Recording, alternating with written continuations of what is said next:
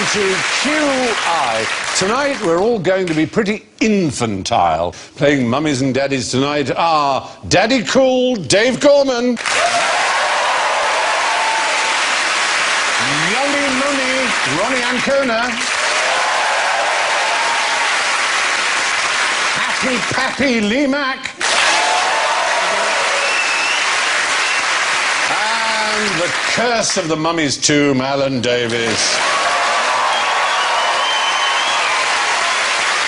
So, why don't you give me a ring sometime? Dave goes... Ronnie goes... Lee goes... And Alan goes... For sales inquiries, press 1. For service, press 2. For 2 hours of irritating music, press 3. For more options, press 4. For fewer options, press 5. To speak to one of our operatives, emigrate to Mumbai. Thank you, Alan. And don't forget your nobody knows joker. Nobody knows. Yes, there may be a question tonight to which the true answer is that nobody knows. And if you can play your nobody knows joker, you get extra points. Your ignorance might indeed be bliss. So here's an intimate question to start with. What did the Pope's father say to the baker's daughter? Who is the current Pope?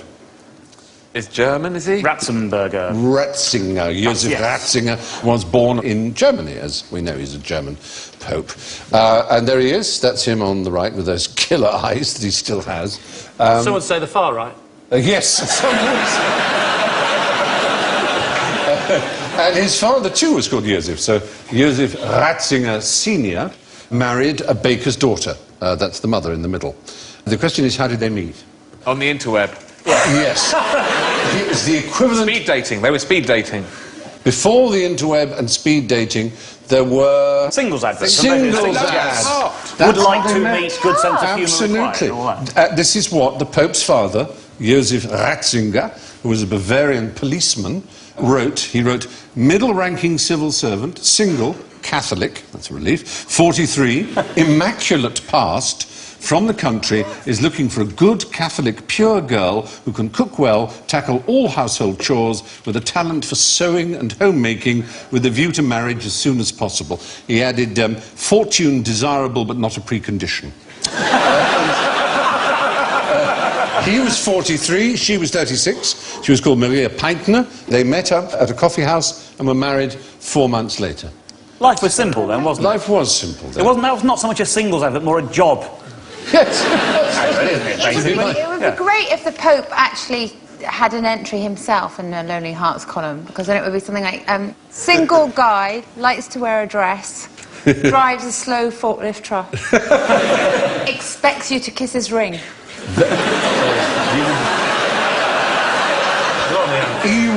EYTKHR.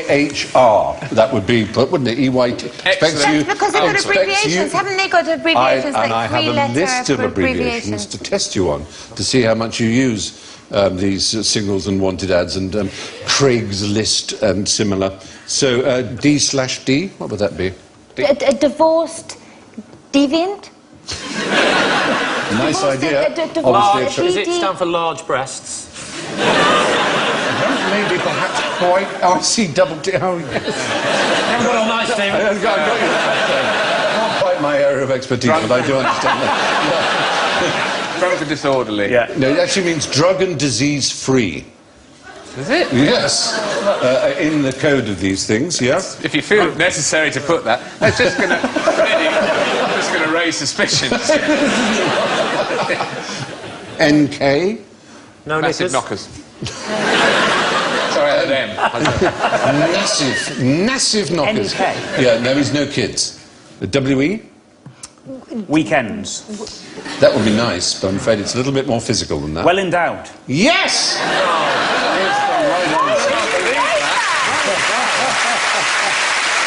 Just put that, wouldn't you? Just put well endowed and the box number. Possibly ALAWP might be the thing to do with WE. A large All and wavy letters penis. answered. All letters answers. All letters answered. ALAWP. All letters answered with A penis.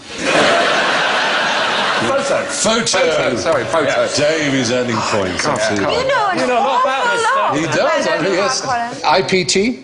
So you might get, for instance, IPT BBW. Big-breasted woman. Oh, so you know BBW. Very good. Very good. Is partial to. Right. Yes. IPT BBW is partial to. I don't know if this is going to help me or not, but some of these acronyms are shared by the world of pornography.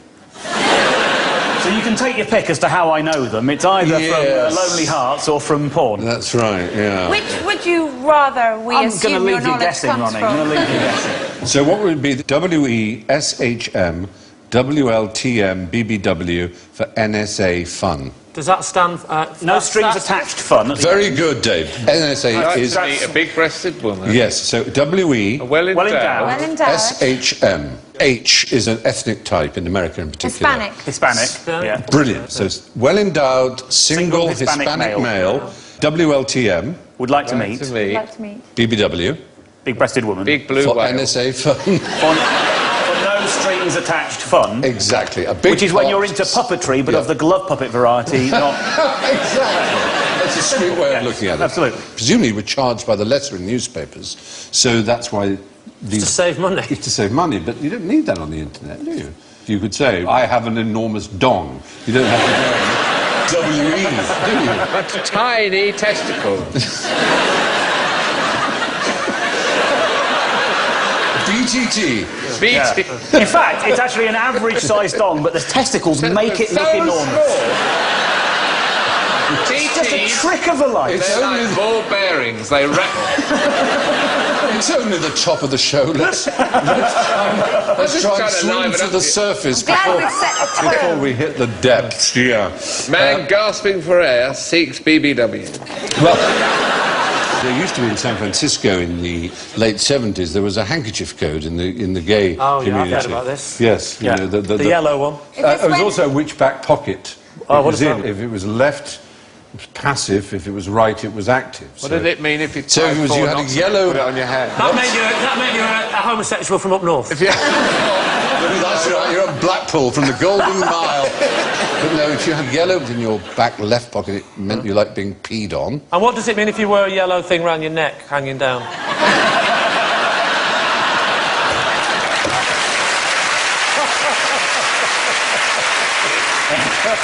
I like the idea of someone going to a club and he's got the yellow hanky and everyone else thinks, ugh, weirdo.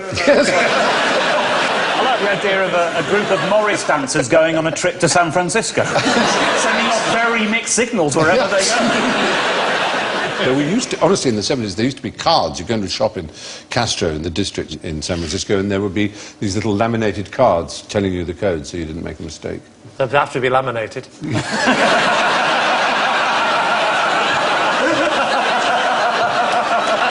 No, all right. I don't know how this conversation has gone in this direction.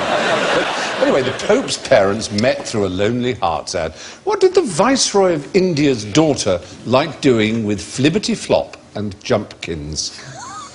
If they're not rabbits, then something's amiss. They do sound like rabbits, don't Yeah. they? Flibbity Flop and Jumpkins. Are they body parts? They're not body parts. And who are we talking about? She was the daughter of one of the viceroys of India. In the days of the Raj, a man would be appointed viceroy, i.e. vice-king of India. The last one was Lord Mountbatten before, so, you know, the independence of India. And this man was called Lord Lytton, and his daughter Emily was quite an extraordinary Victorian figure. And she eventually ended up marrying Lutyens, the architect. He designed most of New Delhi. The huge pink palaces and things of New Delhi were Lutyens, and that's him there as an older man. And that's Emily X. Lytton. Anyway, He looks like she's just told a really dirty joke. This Flippity Flop and Jumpkins, she had an evening playing Flippity Flop and Jumpkins, and I'm going to ask Ronnie to read out how she described her evening of Flippity Flop and Jumpkins. I assure you, no words can picture either the intense excitement or the noise. I almost scream in describing it. She could be in the room. There you are. This was a description of when she was 17 years old. She played this game, which was alternately known as Flippity Flop or Jumpkins, but has a much better name. Tiddlywinks. Yes! That was weird. You both said it at the same time. Absolutely brilliant. And I will give you each a little cup. It was originally called Tiddledee Winks. For some reason, the second dip got dropped, so we call it tiddlywinks. Just try hitting it into the target there, you see. So we have to try and get it in the hole? Yeah, you have the big one, and you have the little one is called a wink. Is this called the squidger? I think I went too hard. Surely if that's called the wink, this must be called the tiddly. You'd think so. Right. But I do give a point to you for knowing it's called a squidger. Off the lip. It's meant to be. It's yellow and green versus red and blue. And they do have lots of different... there's a squap. Yes. And a boondock. Yes. And my favourite move, there is a move, an official sort of the language of Tiddlywinks, is they have a thing called the good move. Right. And the good move is not called that because it's a good move, it's named after John Good. Oh, how wonderful. And so it's named for him. But the squap, you're right, is one of the most basic things. And what is a squap? A squap is where you're trying to tiddle your wink so that it lands on top of somebody else's wink. Exactly. And yes. if your wink... I can see why you're using those Lonely Hearts columns now.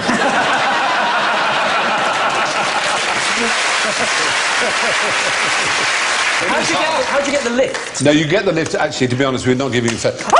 Oh, darling. You have to play on felt or baize, and then it works beautifully. Because then you've got some purchase. On a card table, yeah. This is my ideal gig, where I come on QI, but I don't have to talk, I just have to play Tiddlywinks. It's great. Oh, Nice. You can't get the lift! I had a brilliant lift there. You've ruined Talking of it. the Good move, which is named after Jonathan Good. Yeah. Do you know what a page ranking is? This is sort of similar. You know, in Google terms, they have a page ranking. Yes, absolutely, yes. And do you know why it's called a page ranking? Yes! No.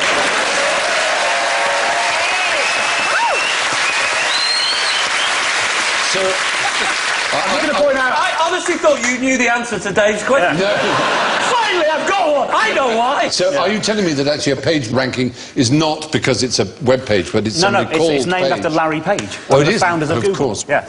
Now, I'm going to hand out some more toys, so there's even more fun to be had. Quite.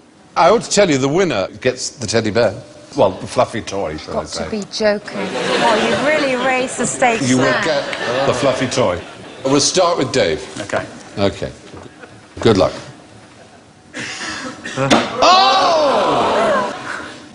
Oh! It's like Ronnie, in the come on, fairground. for the pride of it. Come on. Just got a bit of dirt in my pocket. Let's have a read.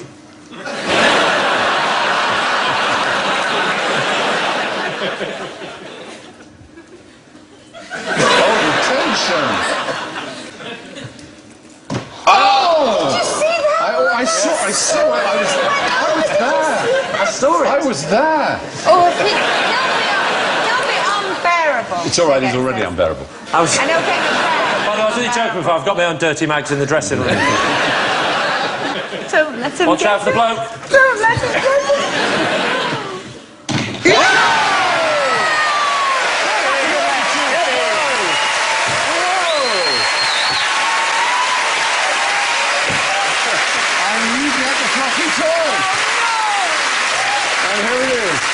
Oh, it's like the fairground. Yeah. It's like the I never said you'd be that. Oh, it's like the... I never said. No, Anything off the bottom, anything off the bottom. Yes. If Lee was a nice man, he'd give that to you, Ronnie. But That's true. I would. congratulations, Lee. Thank you very much. Bullseye 25. So, okay, why did they ban rifle ranges inside pubs in Birmingham? Yes. Was it common sense? You'd think so, but no, that wasn't the reason. Price of ammunition. No. We're talking about the early 20th century, when it suddenly became very important to have soldiers who were good at firing rifles. Why was that? Because of the war. The Boer War, Right. exactly. And so they started having rifle ranges in pubs. Adds a new dimension to getting around in, doesn't it? It does. And Birmingham was the very centre of the world's gun-making, you know, BSA and other such rifle companies. And so all these pubs would have rifle ranges inside the pubs, sometimes literally inside. You'd fire over the heads of customers at targets. But they banned it. And I want to know the reason why they banned it. Well, not What? just because there's an accidental death or something. No. No, the answer is not what you might say today, which is health and safety. It was another more puritanical reason, in a way. Either that picture's been mocked up or they are really casual, those days. No, they still exist. There are still pubs with rifle ranges in them. In Devizes and Oswestry and places like that, they actually have pubs that still have rifle ranges. There's one there. You pull away the centre part of the bucket, and there's a tunnel, and you fire through it. There's a target at the end. Somewhere in the world, there's a giant dog with stitches in his neck looking for that.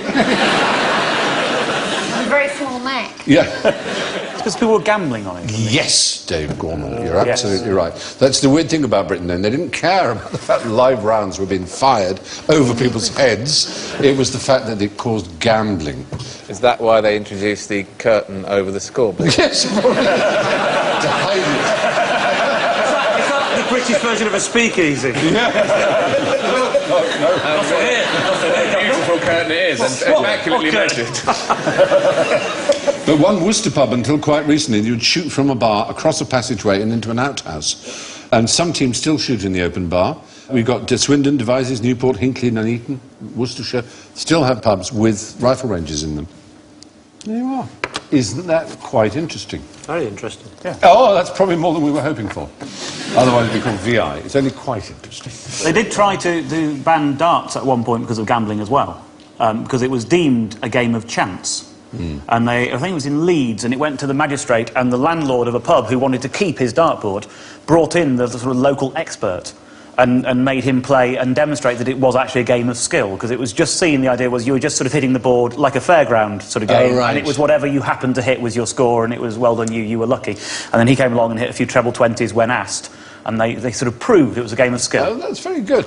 There are lots of pub games, of course. I'm sure you played pub games in your time. You may be familiar with some of them. Too busy drinking. Of course. But see if you can explain the rules of milking crummock, Hankin canst abide it, or laugh and lie down.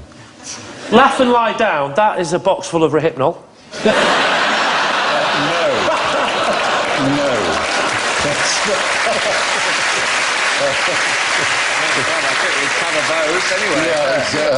Well, milking crommock, I would have thought that's a card game. Well, we know that Laugh and Lie Down and Hannikin Can't Abide It were card games. Oh, but so I managed to get the only one that isn't a card game. Yes.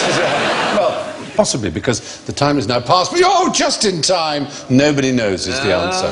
Nobody knows. Yes. Nobody knows. Extra points for Dave. The fact is, we only know these games exist because they're on lists of games that have been banned. So that there is statute that says it is illegal to play Milking Crommock, Hannikin Canst Abide It, or Laugh and Lie Down. And all you can do as a games historian is look at it and try and work out. But there is some evidence that those were card games. That's great. I love the idea of a barman just going, "Hey, are you playing Milking Crommock?" No. But there are some we do know. Two blokes running out of probably just one card going. Obviously, there are dice and card games and dominoes, but there were games called Guile Bones, Noddy Board, Penny Prick, Hide Under Hat. Hide under hat, that'd be a great game. I like it because it's self-explanatory. It is really. You need It is. a massive hat or a small person. Both, really. Yeah. But in 1938, a priest wrote to the Times complaining that there was a pub where they had on the billiard tables tortoise races with little toy jockeys on top. The jockeys that makes it lovely. I know, it's so sweet. Should have used giant tortoises and real jockeys. Well, they shouldn't they? If only they had. That was in Weymouth. Competitive smoking was very popular. See if you can... It's a bit smug. Yeah. He's a champion. It still exists. It still exists. You obviously now have to do it in an outside place or a smoking shelter. But who would win a smoking competition? I guess the first person to finish the pipe. No, the last person to finish the pipe. It's Yes. keeping the pipe alight for longest. Oh, It's like a real polo skill. meat competition. It's how you pack the tobacco into the pipe and then how few puffs you take at it so you don't burn it down. And you're telling Some me people this keep it for didn't... hours. And this didn't become a televised sport? I know, it's shocking, isn't it? I know. Terribly exciting. But it still exists. Yeah, competitive smoking. Wow. So there are other games we can think of, and there was an ancestor of darts, you may be familiar with, a Belgian game called the Oisé-Piqué in the French Belgian, or Struifvogelspel. And there it is, you use a duck, and the duck has the sharp beak. It's rather weird, it's tied on the end of a line. It's a bit peculiar. You swing the bird round on a cord until the beak gets stuck in the board. That'd be a good thing for a murder in Midsummer Murder. Wouldn't it? Actually, that would be brilliant. That's a good plot there. Yeah. Is that the dartboard? Yeah, we can see the back of it. But you swing that round, and wherever the duck's beak lands is... She doesn't want to play. He's making her play. Yeah, There was a betting game in pubs, which was rather distressing, called lark singing, which was very popular in Britain, but also particularly on the continent. And the one whose larks stopped singing last won all the money. And there was this terrible belief that if you blinded the lark, it would sing more. And there was a campaign to stop the blinding of larks, which was led by World War I blinded veterans. And some larks. Which is where they knew that being blind wasn't a lark, exactly. Yeah. But that was, unfortunately, a popular sport. Humanity has often been very cruel. There's a lot of, I don't know why this reminds me of it, but there was an old variety act. Used to have a dancing duck on his piano. And he'd play the piano, an upright piano, and there'd be a duck that would just dance, and he'd just play a tune, and the duck would dance. And then they worked out he had a hot plate in the top of the piano, and it was triggered by him playing the thing. So when he started playing it, it heated up, and then the duck would have to sort of... That is awful. Yes, yeah. And there's a magician who's still working, I think, in Spain, who does a trick where there's a goldfish tank on top of a load of face-up cards. Yeah. And he forces a card on you, and then his goldfish selects your card by swimming to it.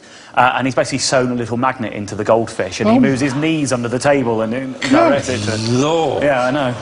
The entertainment world is cruel with animals. It is, isn't it? Anyway, the fact is the rules of milking Cromac are lost forever, but it doesn't matter because we're not allowed to play it anyway. The most popular entertainment venue in the world used to be the Coney Island amusement park in New York. What was its longest-running attraction? Is it an elephant? No. Sort of bearded woman, or... No. They had lots of that kind of thing. Was it a bearded elephant? There was one particular woman who came to see this every week for all the 37 years that it was Cliff on the Richard. show. No, you don't have to know. It was not what you might call usual entertainment. It's very... Cliff Richard. No.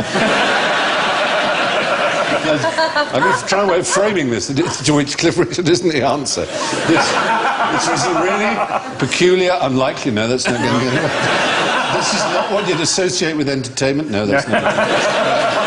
Barry Manilow. What about it's something you go and see on your summer holiday? No, that doesn't Oh, I'm just going to have to tell you, it was children in incubators. The infant incubator with living infants. Premature children were put in incubators, there they were, and the public would come and see them. They'd pay a quarter, 25 cents. Was there a grabbing hand? Yeah.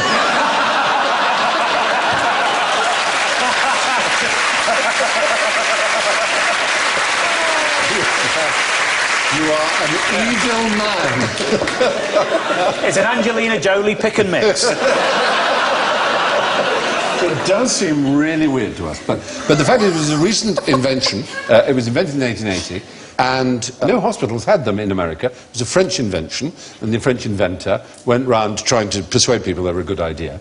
And this park thought, at Coney Island, what a great thing to do. We'll get all the premature babies that are born in New York, we'll send them to the incubator, put them in the incubator, people can come and look at them and watch them thrive. And indeed they did thrive. Just warm air?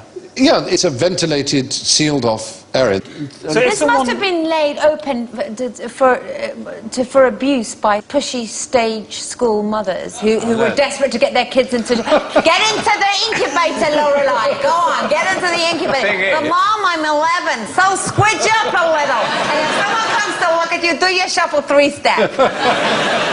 If someone was 7 months and their waters broke, were they then being driven to the fun fair instead of the hospital to be near? Yes, because the hospital didn't have any incubators. Yeah. It was only when, in 1940, that the New York City Hospital invested in incubators that they kind of went out of business as an attraction. It seems utterly weird to us, but it was the longest-running attraction at Coney Island. Anyway, staying with our infancy theme, here's a parenting poser. Eleanor Roosevelt considered herself a very modern mother. Where did she keep her baby?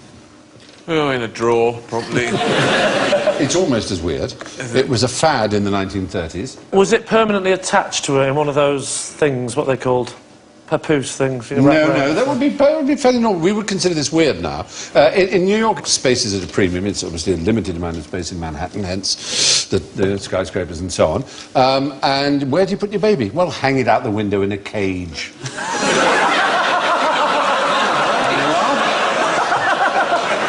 The baby cage. It caught on for a while. Was this the question that Michael Jackson was trying to answer? He probably is. It is a bit disturbing, the baby cage. But there were 12 of them in Poplar in London. They died out during the Blitz, because obviously they were not suitable for the Blitz. Eleanor Roosevelt got severely criticised for it. She was very upset. She recalled, it was rather a shock to me, for I thought I was being a very modern mother. But you can get extra points if you can tell me Eleanor Roosevelt's maiden name. Before she married FDR, she was Eleanor what? Rigby. Both said it at the same time. No, she wasn't. Roosevelt. Yes! Well done. Oh, she was Eleanor Roosevelt. Very good. She was the niece of President Teddy Roosevelt, who was a fifth cousin of the man she married, Franklin Delano Roosevelt. So there's no incest involved. Fifth cousin is a long way away. It's just an amazing coincidence. So Do you think she actually changed her name? No, seriously, do you think she actually went and said, right, I'm now officially changing my name? Because you're not officially then got the same name. You've got the same name, but it's not the same as registering it as a changed name. Do you know what I mean? Do you know what I'm saying? Well, you should be a The reason I asked, do you know what I mean? Because I'm not sure I did. No, I was going to say... Do you see what I mean? I sort of know what you mean. That she missed out. She missed out on the excitement. Nobody knows what you mean. She missed out on the excitement of saying, I'm not going to try out my new name. Maybe she might have written her signature in a different way. Now, describe the miraculous secret machinery that the Chamberlain family used for delivering babies for 100 years. Was it the, what's that thing called that you suck a baby out with? What? The Ventouse. Did they invent No, the that was Ventouse? after. That was after. So it must be. No, this was... forceps. Yes.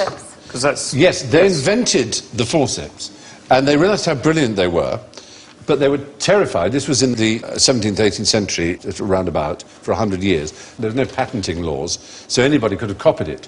And so what they would do is they would go into a house with this huge box covered in a cloth, and they'd say, we've got our secret device here. And they would go up, they would blindfold the mother.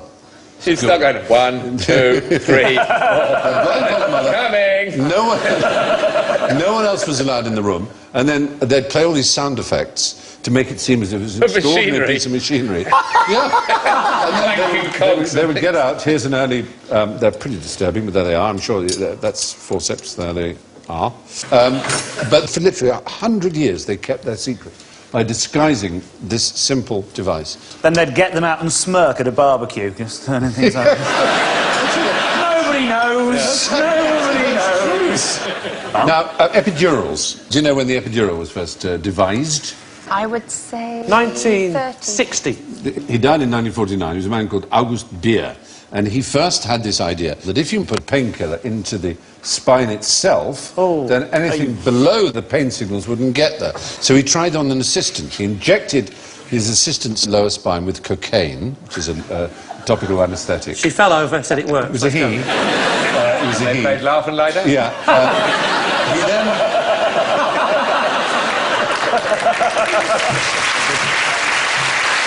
Could have been worse. They could have then played Milk and Craddock. Yes. Well, he almost did. He made sure the area was numb by pulling the man's pubic hair, yanking his testicles. And he said, Anakin can't divide it! He hit him in the legs with a hammer and singed his thighs with a cigar. And sure enough, the assistant felt no pain. So that is how the epidural came He never to walked be. again, but he... Somewhat bruised. The first woman in history to have a baby under an anaesthetic, she was chloroform. She was so thrilled by the painlessness of the experience, she named her baby...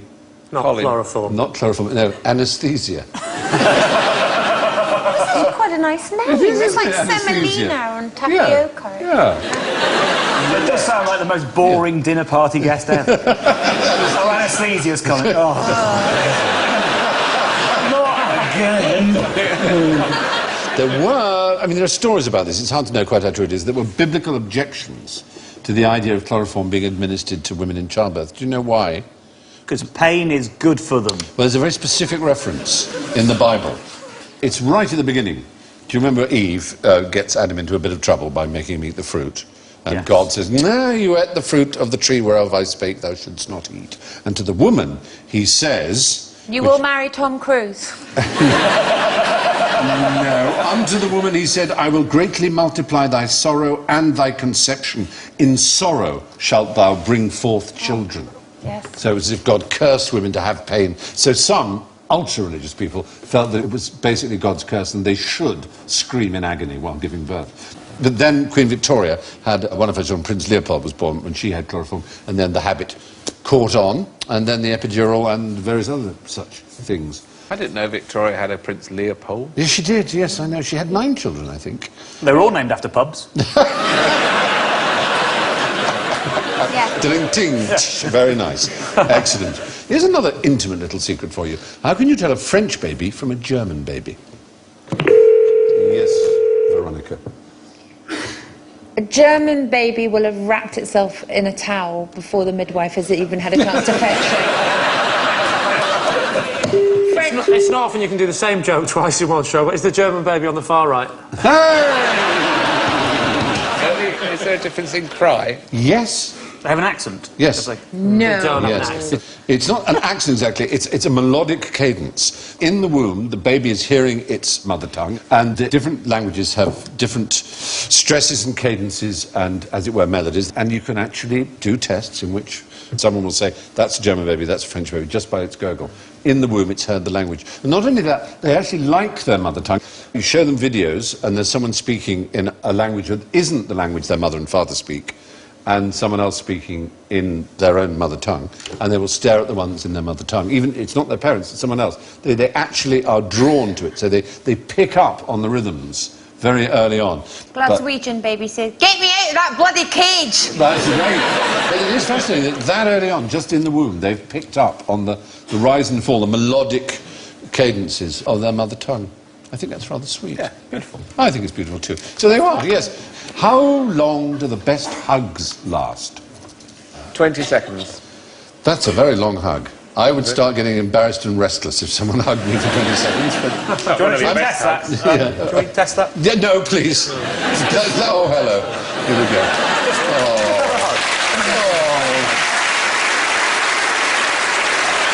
That was lovely. Yep. I'm on the clock. I'm on the clock. Yep, I'm on the clock. That was, oh God, this is too long. It is really bad. It is really bad. It's too long. It is really bad. Oh, we're unembarrassed Did now. you say I'm on the clock? On the clock. And lovely. That's got to be at least 20 seconds, and that was embarrassing. That was very uncomfortable. Yeah, no, See if you can beat it.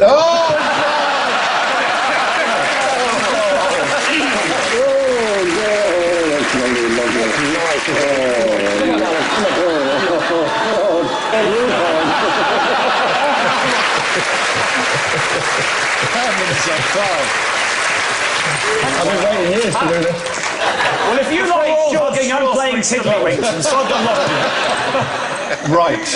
That was lovely. That was unusual. I wasn't expecting that response, but it was charming. You're both wearing very nice aftershave, by the way. Hang on, do you want your watch back? You like my aftershave? Gorgeous aftershave. Now, there have been tests. It seems weird. 4 or 5 seconds. Well, 3 seems to be the answer. 3 is the perfect time, you mean? Or... It seems to be that there is a kind of inbuilt human moment, which is 3 seconds. If it's less than 3 seconds, it really is a bit kind of, well, that wasn't really a proper hug. If it's 2, 1, 2, 3, that's nice. It's just actually a rhythm that seems to be built in to the human race. This 3-second period is known as a moment, and it happens in a lot of the things we do.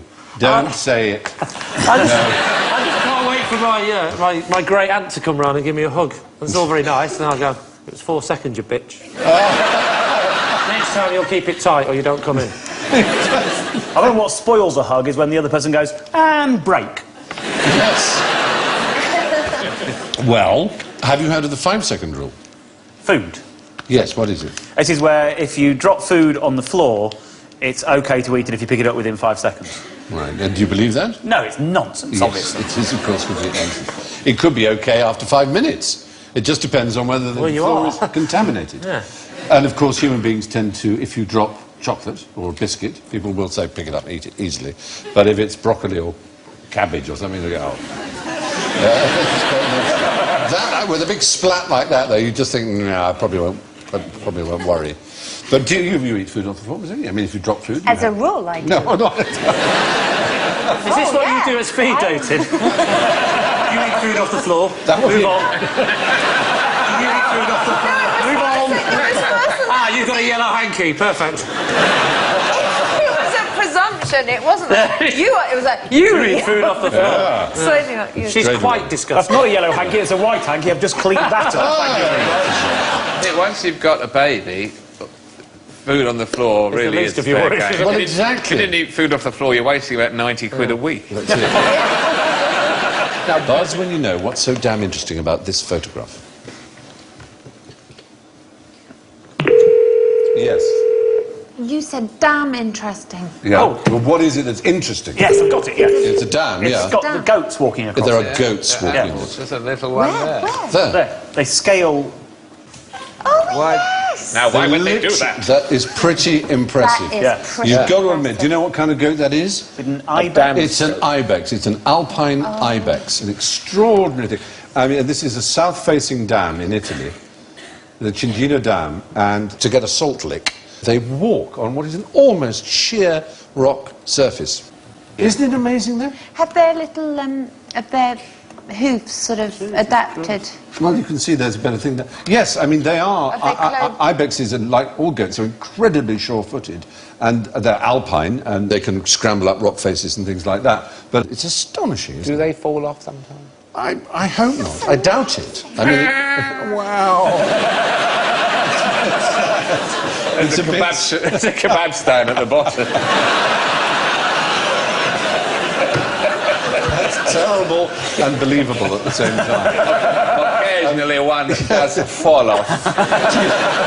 Do you know what the Pyrenean ibex? This is the alpine ibex. This is in northern Italy. But do you know what the Pyrenean ibex did in the noughties in the decade between 2000 and 2010? There's a Pyrenean ibex.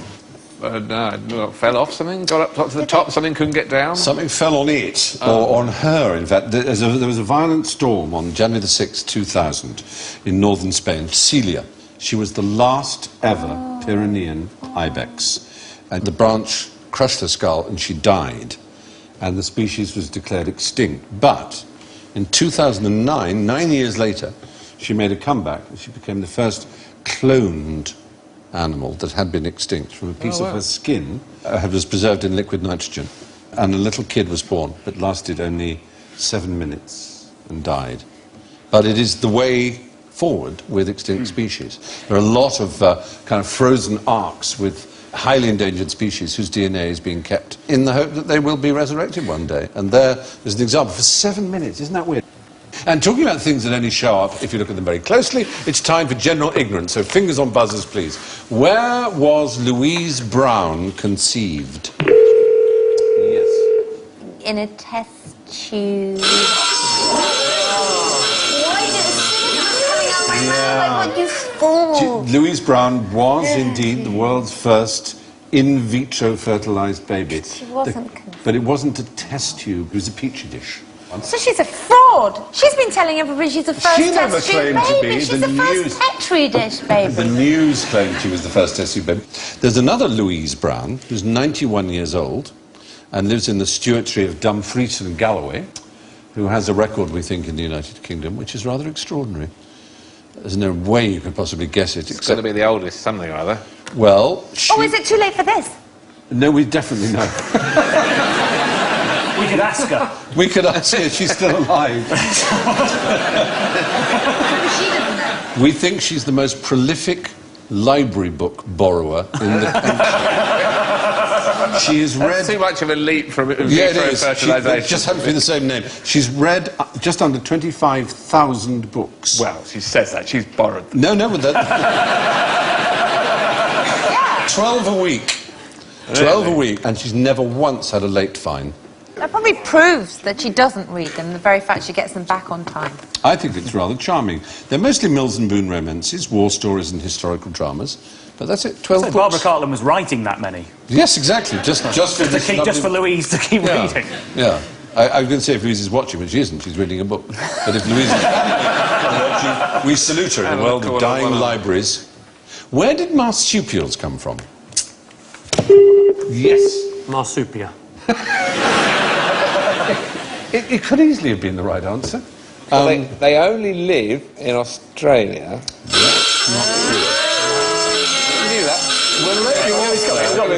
We'll let you off there. They don't only live in Australia. In fact, there are marsupials in the Americas. Are there? Yeah. Yes. What are they called? Oh, They're really yes. cute. We'll show you a They're photograph little. and see if you know them. They're tiny. They're the mammals that have the tiniest echidna babies. type. That's not the echidna, no. Oh, well, the finger bobs. But they look like the clangers. They Really, really do look like finger bobs. they are opossums. I didn't know that. I didn't realise this. I thought that they were born in the pouch. I didn't realise that they're born No. and then they have to crawl up and get in the pouch. And in the case of the opossum, you could get 20 baby opossums on a teaspoon. They are absolutely minuscule. And the mummy licks her fur to make a line from where they're born, and they crawl up into the pouch, because the babies then develop further in the pouch. But they first began... Well, that's bizarre, because I was under the impression, I'm wrong as ever, but I was under the impression that marsupials evolved separately on Australia, because Australia was, like Madagascar, separate from... No, but like Madagascar and like New Zealand and many others, they all originally belonged to a supercontinent, which was known as... Australasia? No, it was known as... Essex. Someone in the audience will know. Gondwana land. It's a supercontinent that broke off and is now South America, Africa, and indeed Australasia. We're all part of this supercontinent. And So the scientists say. so they say. And in fact, the first marsupials came from the part that is now South America, in fact, that had been Gondwana land. But they crossed through Antarctica while it was still one continent and into Australia.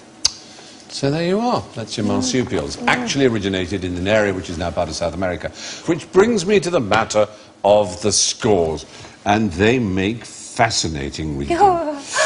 In first place by quite a long way with plus 10 points, it's Dave Gorman. I'm speaking almost now like a proud father. With a magnificent 6 points, in second place, Alan Davis.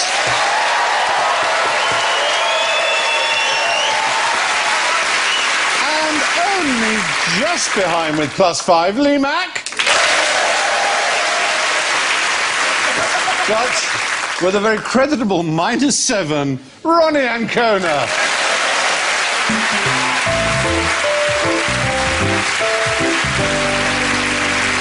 So, all that's left is for me to thank Ronnie, Lee, Dave, and of course Alan, and to leave you with this thought from Leo Burke. People who say they sleep like a baby usually don't have one. Good night.